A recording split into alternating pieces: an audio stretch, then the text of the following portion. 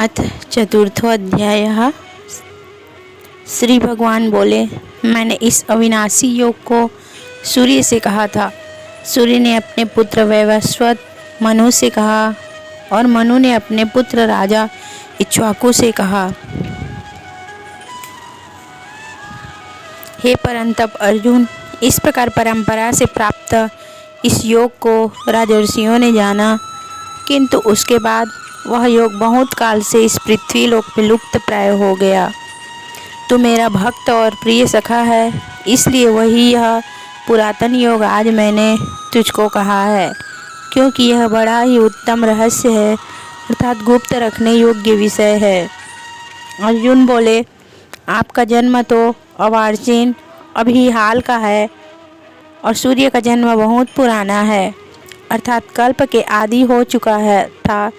तब मैं इस बात को कैसे समझूं कि आप ही ने कल्प के आदि में सूर्य से यह योग कहा था। श्री भगवान बोले, हे परंतप अर्जुन, मेरे और तेरे बहुत से जन्म हो चुके हैं, उन सबको तू नहीं जानता, किंतु मैं जानता हूँ। मैं अजन्मा अविनाशी स्वरूप होते हुए भी तथा समस्त प्राणियों का ईश्वर होते हुए भी अपनी प्रकृति को अधीन करके अपनी योग माया से प्रकट होता हूँ। हे भारत, जब जब धर्म की हानि और अधर्म की वृद्धि होती है, तब तब ही मैं अपने रूप को रचता हूँ, अर्थात साकार रूप से लोगों के सम्मुख प्रकट होता हूँ। साधु पुरुषों का उद्धार करने के लिए, पाप कर्म करने वालों का विनाश करने के लिए और धर्म की अच्छी तरह से स्थापना करने के लिए मैं युग युग में प्रकट हुआ करता हूँ। हे अर्जुन, मेरे जन्म और कर्म दिव्य अर्थात निर्मल और अलौकिक हैं। इस प्रकार जो मनुष्य तत्व से जान लेता है, वह शरीर को त्याग कर फिर जन्म को प्राप्त नहीं होता, किंतु मुझे ही प्राप्त होता है। पहले भी जिनके राग, भय और क्रोध सर्वथा नष्ट हो गए थे और जो मुझ में अनन्य प्रेम पूर्वक स्थित रहते थे, ऐसे मेरे आश्रित रहने वाले बहुत से भक्त उपयुक्त ज्ञान रूप तप से पवित्र होकर मेरे स्वरूप को प्राप्त हो चुके हैं। हे अर्जुन, जो भक्त मुझे जिस प्रकार भजते हैं, मैं भी उनको उसी प्रकार भजता हूँ, क्योंकि सभी मनुष्य सब प्रकार से मेरे ही मार्ग का अनुसरण करते हैं।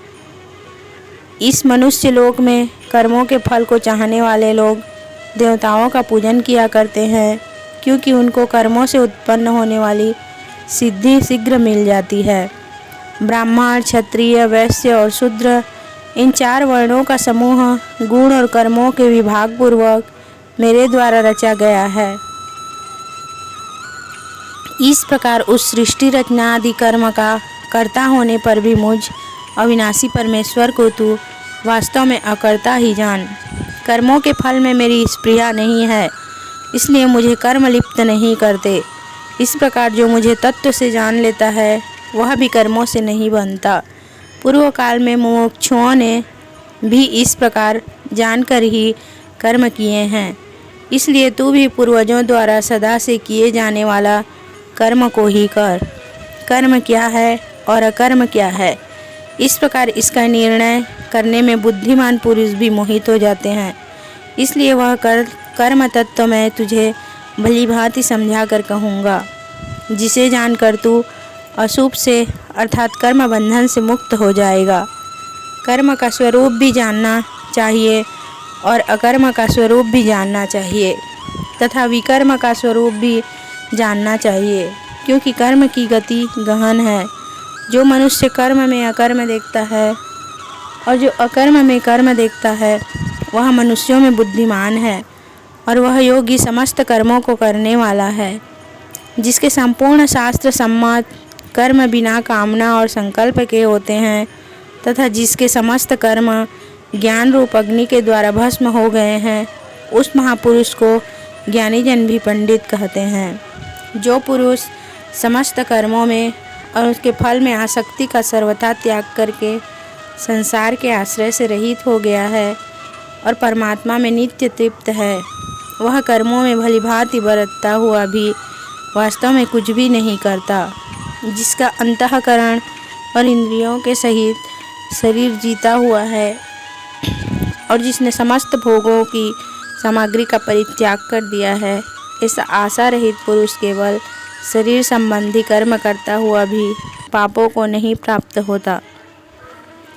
जो बिना इच्छा के अपने आप प्राप्त हुए पदार्थ में सदा संतुष्ट रहता है, जिसमें ईर्ष्या का सर्वथा अभाव हो गया है, जो हर्ष शोक आदि द्वंद्वों से सर्वथा अतीत हो गया है, ऐसा सिद्ध और असिद्ध में सम रहने वाला कर्मयोगी कर्म करता हुआ भी उनसे नहीं बनता। जिसकी आसक्ति सर्वथा नष्ट हो गई है, जो देहाभिमान और ममता से रहित हो गया है, जिसका चित्त निरंतर परमात्मा के ज्ञान में स्थित रहता है, ऐसे केवल यज्ञ संपादन के लिए कर्म करने वाले मनुष्य के संपूर्ण कर्म भलीभांति विलीन हो जाते हैं। जिस यज्ञ में अर्पण अर्थात श्रुआ आदि भी ब्रह्म है और हवन किए जाने वाले द्रव्य भी ब्रह्म है तथा ब्रह्म रूप कर्ता के द्वारा ब्रह्म रूप अग्नि में आहुति देना रूप क्रिया भी ब्रह्म है, उस ब्रह्म कर्म में स्थित रहने वाले योगी द्वारा प्राप्त किए जाने योग्य फल भी ब्रह्म ही है। दूसरे योगी जन देवताओं के पूजन रूप यज्ञ का ही भली भांति अनुष्ठान किया करते हैं और अन्य योगी जन परम ब्रह्म परमात्मा रूप अग्नि में अभेद दर्शन रूप यज्ञ के द्वारा ही आत्म रूप यज्ञ का हवन किया करते हैं। अन्य योगी जन स्रोत आदि समस्त इंद्रियों को संयम रूप अग्नियों में हवन किया करते हैं और दूसरे योगी लोग शब्द आदि समस्त विषयों को इंद्रिय रूप अग्नियों में हवन किया करते हैं। दूसरे योगी जन इंद्रियों की संपूर्ण क्रियाओं को और प्राणों की समस्त क्रियाओं को ज्ञान से प्रकाशित आत्म संयम योग रूप अग्नि में हवन किया करते हैं।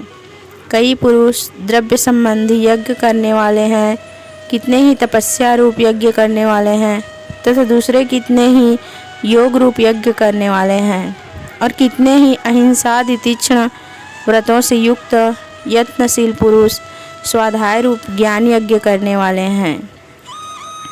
दूसरे कितने ही योगी जन अपान वायु में प्राण वायु को हवन करते हैं, वैसे ही अन्य योगी जन प्राण वायु में अपान वायु को हवन करते हैं तथा अन्य कितने ही नियमित आहार करने वाले प्राणायाम परायण पुरुष प्राण और अपान की गति को रोककर प्राणों में ही हवन किया करते हैं।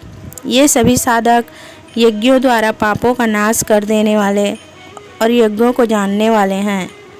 हे कुरुश्रेष्ठ अर्जुन, यज्ञ से बचे हुए अमृत का अनुभव करने वाले योगी जन सनातन परम ब्रह्म परमात्मा को प्राप्त होते हैं और यज्ञ न करने वाले पुरुष के लिए तो यह मनुष्य लोक भी सुखदायक नहीं है, फिर परलोक कैसे सुखदायक हो सकता है।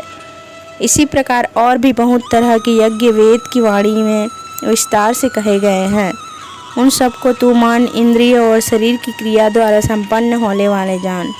इस प्रकार तत्व से जानकर उनके अनुष्ठान द्वारा तू कर्म बंधन से सर्वथा मुक्त हो जाएगा।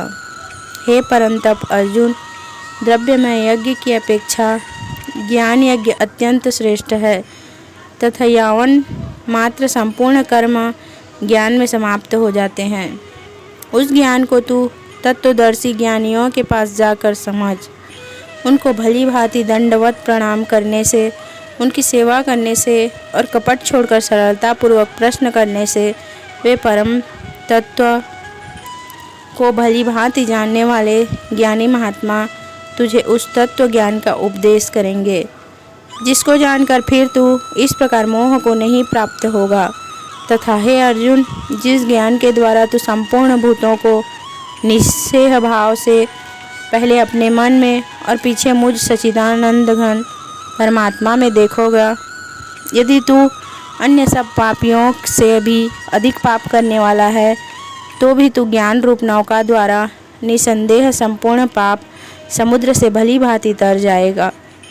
क्योंकि हे अर्जुन, जैसे प्रज्वलित अग्नि ईंधनों को भस्ममय कर देता है, वैसे ही ज्ञान रूप अग्नि संपूर्ण कर्मों को भस्ममय कर देता है। इस संसार में ज्ञान के समान पवित्र करने वाला निसंदेह कुछ भी नहीं है। उस ज्ञान को कितने ही काल से कर्मयोग के द्वारा रुदांतकरण हुआ मनुष्य अपने आप ही आत्मा में पा लेता है। जितेंद्रिय, साधन परायण और श्रद्धावान मनुष्य ज्ञान को प्राप्त होता है तथा ज्ञान को प्राप्त होकर वह बिना विलंब के तत्काल ही भगवत प्राप्ति रूप परम शांति को प्राप्त हो जाता है। विवेकहीन और श्रद्धा रहित संशय युक्त मनुष्य परमार्थ से अवश्य भ्रष्ट हो जाता है। ऐसे संशय युक्त मनुष्य के लिए न यह लोक है, न परलोक है और न सुख ही है। हे धनंजय, जिसने कर्म योग की विधि से समस्त कर्मों का परमात्मा में अर्पण कर दिया है और जिसने विवेक द्वारा समस्त संशयों का नाश कर दिया है, ऐसे वश में किए हुए अंतःकरण वाले पुरुष को कर्म नहीं बांधते। इसलिए हे भरतवंशी अर्जुन, तू हृदय में स्थित इस अज्ञान जनित अपने संशय का विवेक ज्ञान रूप तलवार द्वारा छेदन करके समत्व रूप कर्म योग में स्थित हो जा और युद्ध के लिए खड़ा हो जा। चतुर्थ अध्याय संपूर्ण।